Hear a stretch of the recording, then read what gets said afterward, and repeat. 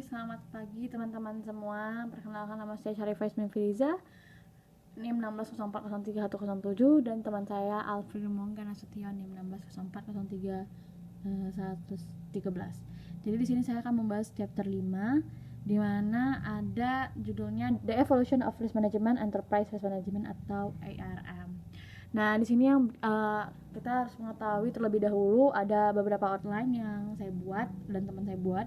Ada link, kemudian Enterprise Risk Management within Firm Goals, bertujuan terhadap mengacu pada tujuan perusahaan, kemudian Risk Management and the Firm's Financial Statement Opportunities within the ERM. Jadi di sini terhadap kebijakan terhadap keuangan yang dimiliki oleh perusahaan berdasarkan ARM, kemudian ada risk management using the capital markets berdasarkan pasar modal. Kemudian yang pertama yang saya bahas adalah link. Nah, jadi link ini kegiatan mengevaluasi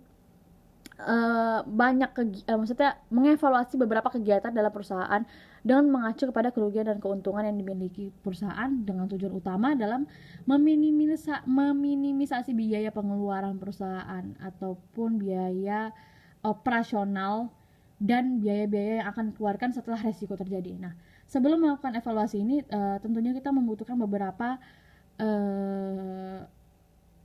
hasil gitu yang akan kita evaluasi gitu. Jadi di sini dibutuhkan ARM, di mana ARM di sini yang merupakan tools ataupun kit. Nah, ini tuh toolkit yang kita gunakan untuk melakukan pemetaan terhadap resiko-resiko yang mungkin terjadi dari seluruh aspek perusahaan, baik dari aspek operasi dan lain-lain. Jadi ketika hasil ARM ini udah keluar dan kita sudah mengetahui kira-kira resiko-resiko apa yang akan terjadi, kita bisa melakukan preventif. Nah, dengan melakukan preventif ini kita dapat mengevaluasi kegiatan-kegiatan tersebut sehingga menimbulkan beberapa tindakan yang memang dapat meminimisasi kerugian serta memiliki keuntungan yang maksimal seperti itu. Kemudian ada manajemen risiko terhadap tujuan perusahaan. Nah, di sini tuh manajemen mungkin kita tahu beberapa perusahaan pasti ataupun semua perusahaan itu pasti sangat mengacu kepada tujuannya, yaitu mungkin yaitu salah satu dari tujuan perusahaan adalah keuntungan. Pasti semua perusahaan pengen keuntungan yang maksimal. Jadi di sini manajemen risiko ini sangat dibutuhkan, di mana seperti yang saya bilang terhadap link tadi, setelah melakukan evaluasi dari hasil ARM, kita dapat mengetahui kira-kira tindakan preventif apa yang dapat kita lakukan dari semua resiko-resiko yang akan mungkin muncul pada perusahaan kita, sehingga dana yang kita miliki ataupun sumber dana yang kita miliki, baik itu pada perusahaan yang memiliki dana terbatas ataupun dana yang tidak terbatas, itu dapat digunakan secara optimal. Jadi tidak digunakan sebenarnya terhadap kegiatan-kegiatan yang mungkin tidak perlu dilakukan, misalnya terhadap resiko yang memang mungkin tidak pernah terjadi gitu, tidak pernah disangka akan terjadi. Jadi kita harus mengeluarkan dana yang lebih sehingga dana keuntungan pada saat periode tersebut berkurang. Kalau misalnya kita sudah memakai manajemen risiko, maka perusahaan tidak perlu lagi takut, tidak perlu lagi risau terhadap bagaimana arus kas pendanaan mereka yang akan tetap terjamin untuk tidak dikeluarkan terhadap hal-hal yang mungkin memang tidak menjadi urgensi, karena memang sudah dilakukan evaluasi sebelumnya menggunakan ARM. Kemudian ada manajemen risiko dan peluangnya terhadap kebijakan keuangan dari firma tersebut berdasarkan hasil ARM. Jadi di sini ARM sangat amat berpengaruh pada kebijakan keuangan, karena kan memang tadi di bagian tujuan perusahaan memang perusahaan tuh sangat ingin memiliki output ataupun pendapatan yang besar gitu. Jadi dari manajemen risiko ini, nah kebijakan keuangan itu dapat lebih teratur gitu, pengeluaran juga lebih teratur tanpa pengeluaran mendadak yang memang mungkin tidak diperlukan, dan bisa dilakukan preventif sebelumnya terhadap resiko-resiko yang mungkin terjadi.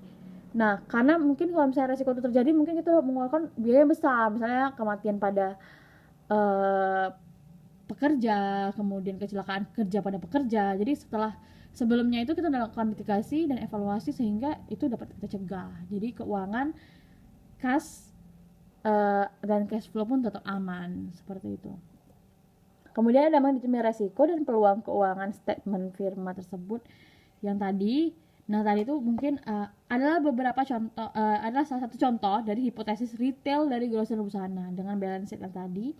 Nah, di sini memang dapat dilihat memang sangat dibutuhkan manajer RRM di mana dilakukan untuk mitigasi risiko, karena mungkin saja banyak sebenarnya resiko-resiko kerugian yang dapat terjadi dari resiko kerja seperti itu. Jadi di sini top manajemen akan membutuhkan seorang manajer resiko yang bertanggung jawab langsung terhadap resiko-resiko ataupun terhadap semua kegiatan yang ada di perusahaan. Jadi untuk menekan kesempatan resiko tersebut terjadi seperti itu. Nah, di sini dari yang hasil tadi, dari balance sheet yang grosir busana dan retail tadi, itu ditemukan ada beberapa kegiatan ERM yang mesti dilakukan. Itu adalah mencari resiko building, resiko piutang dan catatan. Kemudian adalah derivative swap, alat, furniture dan persediaan, kemudian account payable, termasuk gedung dan capital. Jadi termasuk kayak seperti capital cost lah ya. Kemudian ada manajemen resiko menggunakan pasar modal. Jadi di sini manajemen resiko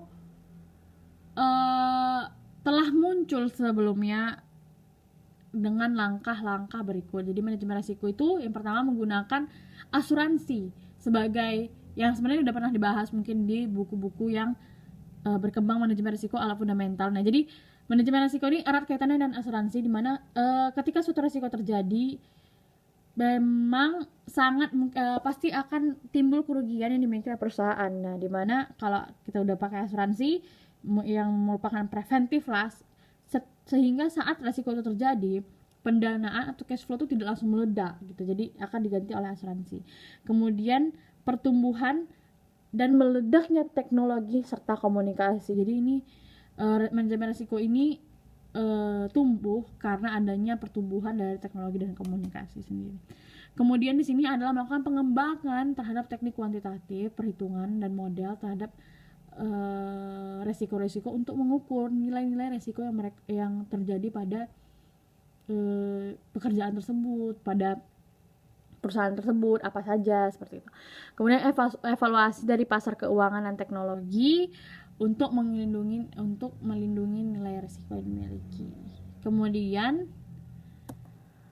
mekanisme penggabungan hubungan langsung antara seluruh perusahaan dengan risiko. Jadi ada hubungan langsung antara perusahaan dengan risiko. Jadi ketika risiko tersebut terjadi, maka berhubungan dengan perusahaan gitu. Nah, di sini tuh ada 4 poin, yaitu evaluasi dari pasar keuangan,